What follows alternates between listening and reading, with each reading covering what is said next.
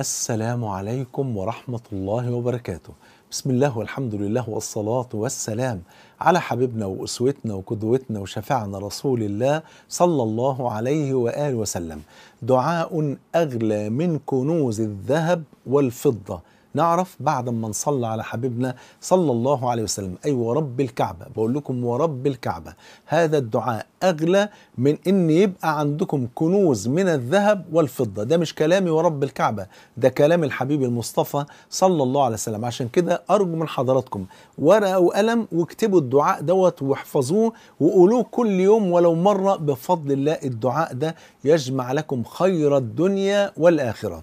أقرأ لكم نص الدعاء كما رواه أحمد والترمذي بسند صحيح أن النبي صلى الله عليه وسلم قال: إذا رأيت الناس قد اكتنزوا الذهب والفضة فاكنز هؤلاء الكلمات.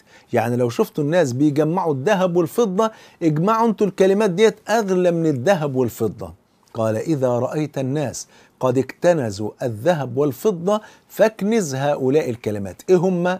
اكتبوا ورايا: اللهم إني أسألك الثبات في الأمر والعزيمة على الرشد، وأسألك موجبات رحمتك وعزائم مغفرتك، وأسألك شكر نعمتك وحسن عبادتك، وأسألك قلبا سليما ولسانا صادقا، وأسألك من خير ما تعلم، وأعوذ بك من شر ما تعلم، وأستغفرك لما تعلم، إنك أنت علام الغيوب. أعيده تاني، مفيش حاجة عندي ببلاش. صلى على حبيبنا صلى الله عليه وسلم. أعيده لكم واكتبوه.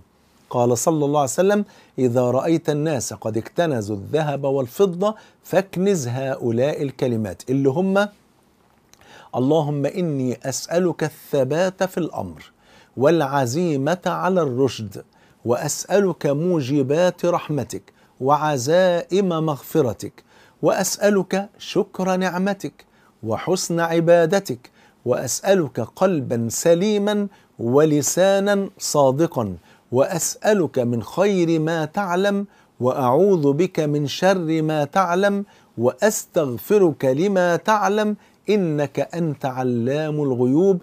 اكتبوا هذه الكلمات، هذا الدعاء العظيم، وعرفوه لكل حبايبكم بفضل الله، وشيروا المقطع ده عشان الناس تشوف هذه الكلمات وتكتبها وتحفظها بفضل الله. فهذا الدعاء بشهادة النبي صلى الله عليه وسلم أغلى من كنوز الذهب والفضة. جمعني الله وإياكم مع الحبيب المصطفى صلى الله عليه وسلم في الفردوس الأعلى. بحبكم في الله، والسلام عليكم ورحمة الله وبركاته.